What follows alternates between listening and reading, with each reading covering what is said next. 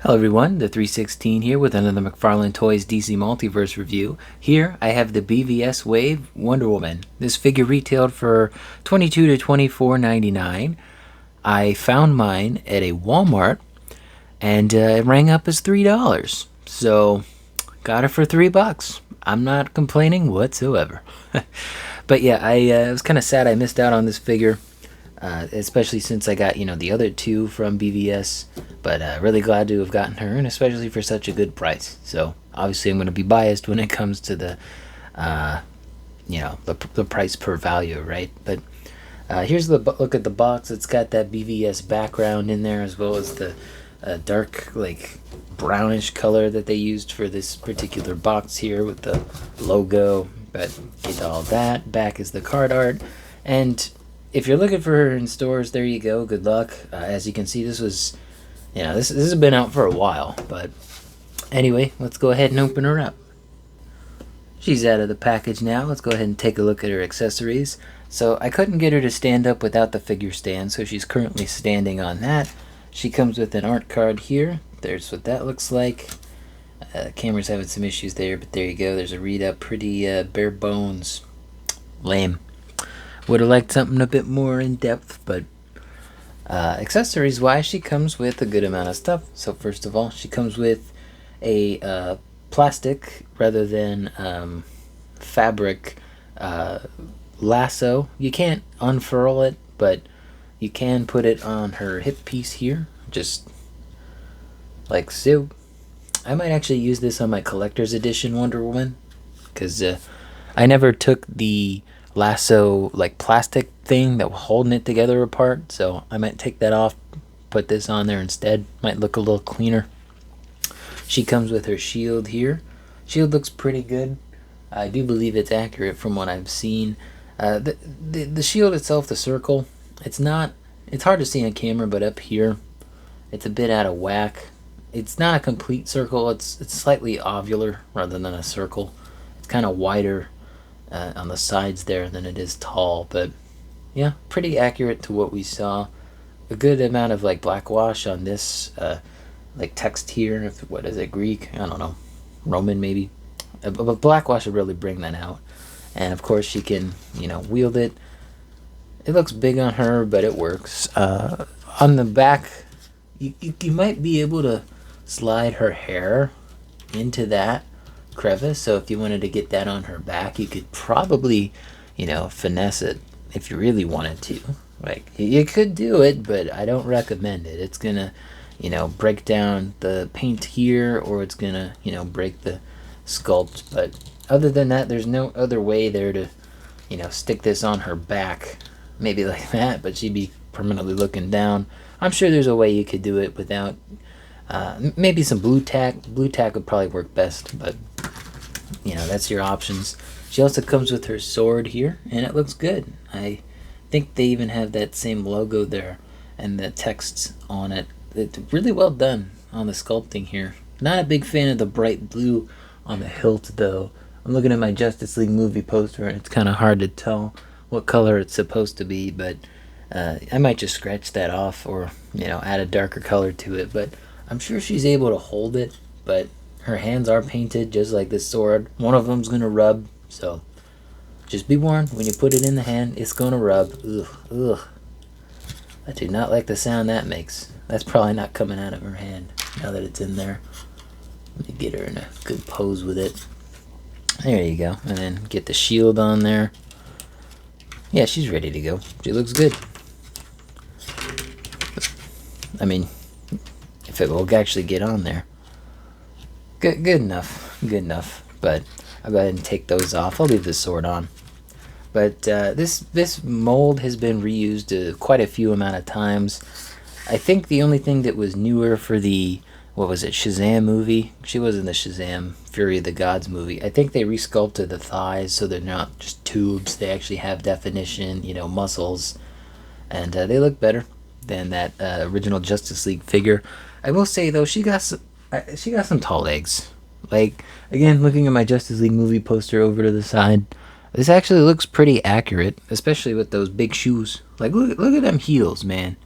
Like, her foot I don't know how she survived, but her foot's more supposed to be like right there, and then they have this, and then it's like, ugh, like what? How big of heels are these? Like, goddamn, like, how does she not have ankle pain or foot pain or both? I don't know, but yes, it is accurate, and I will say I do like all the texture on here as well as the dark metallic red. It does work really well, I think. One thing I'm not too big a fan of though is the legs themselves, especially the knee pads here. They're bent inward more so than they're bent outward. I prefer a figure that has outward bent knees so that when you're actually bending the knees, it doesn't look too awkward. They're not in too bad of a place. You can still get good range of movement out of the figure, but it just doesn't work for me. Like, I wish it was just a little bit more facing outward, because it bends outward rather than inward, and I'd rather have the figure bend their leg inward than outward. I know I'm saying inward and outward a lot. Take that out of here. But I also can't, there's no articulation really in here. Like, you can barely bend him forward. You can't bend him backward or twist him backward. I attempted to like cut off some of the plastic back here on what's supposed to be like her butt, but I don't know. I like, there's enough range of movement in the kick forward. I mean, do I really need to twist the leg such as that so that it she has better bend in her knees there? I don't think so. I think I'll just leave it as is, but the midsection here, mine's a little off center now that I notice it. Yeah, it's still off center. Even when I try to position it back, it's off center. Oh well.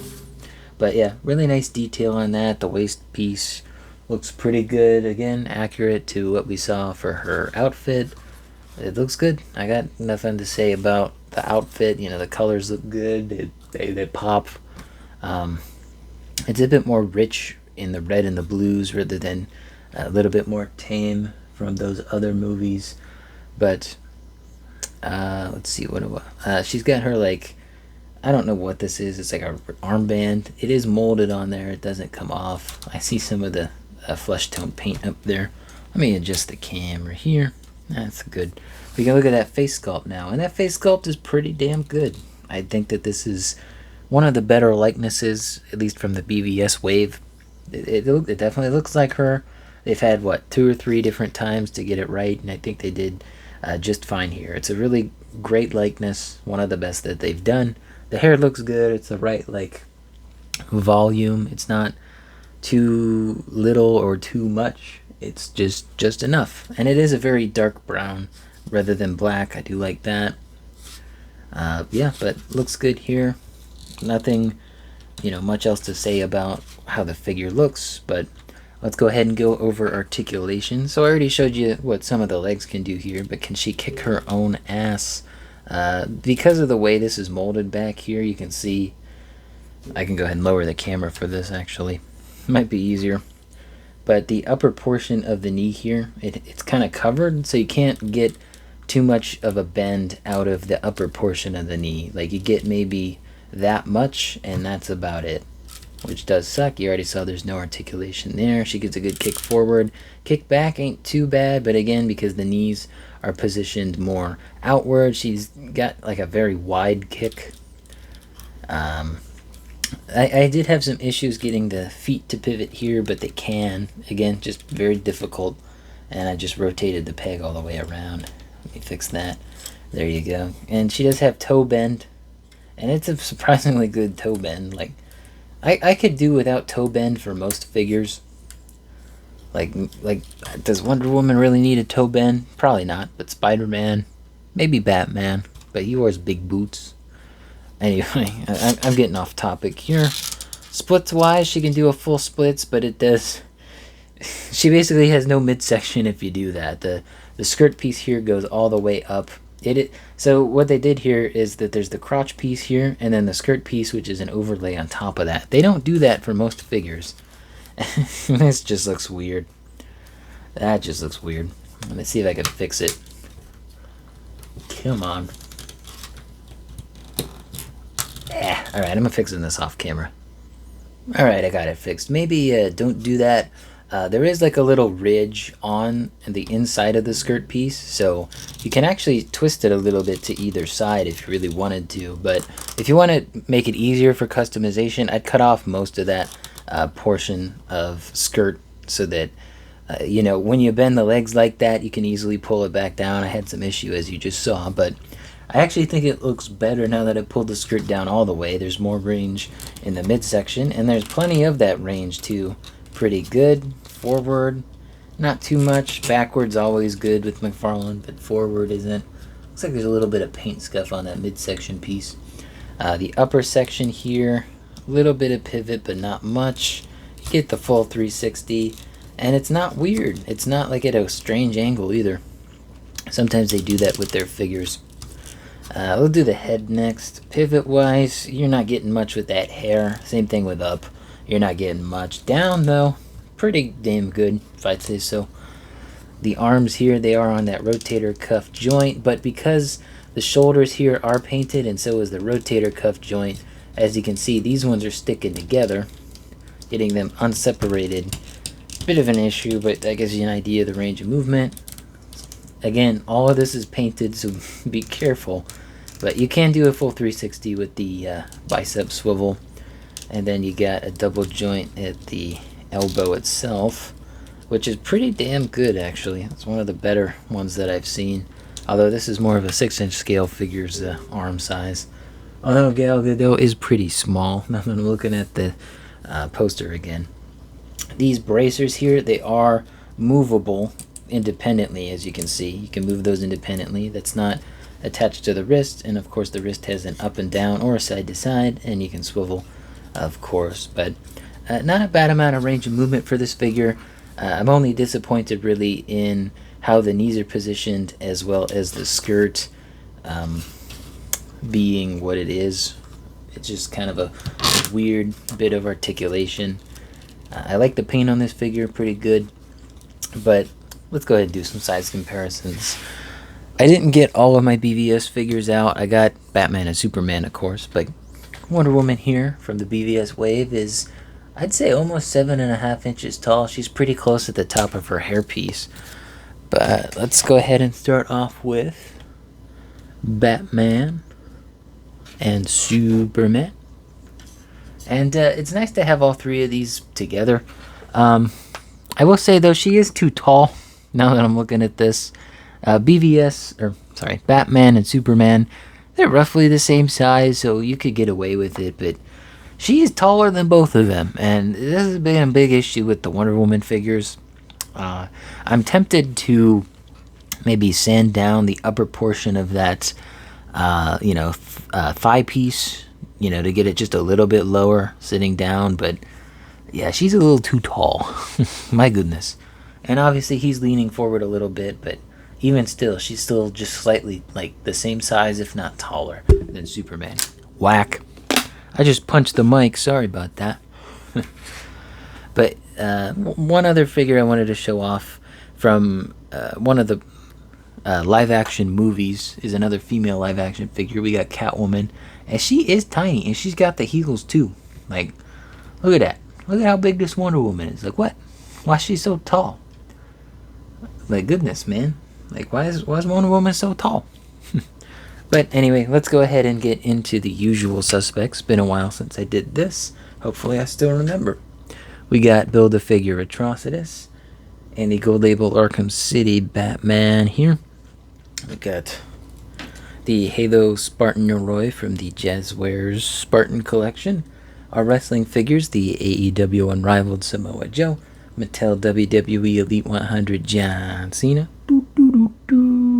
Moving into 6-inch scale, we got the G.I. Joe Classified Tiger Force Outback, Power Rangers Lightning Collection Dino Thunder Black. Yeah, I knew he was going to fall over. I have issues with these guys falling over all the time, believe me. There we go. Star Wars Black Series Retro Card Boba Fett, Maximum Spider-Man. Actually, wait. They go this way. Yeah, that makes more sense. The Jakks Pacific Sonic 3 Sonic. And, of course, Chicken Jackie. We got Minecraft Steve here from Mattel. Anyway, I do like this Wonder Woman figure. I am glad to have gotten her. And especially for $3. I can't beat that.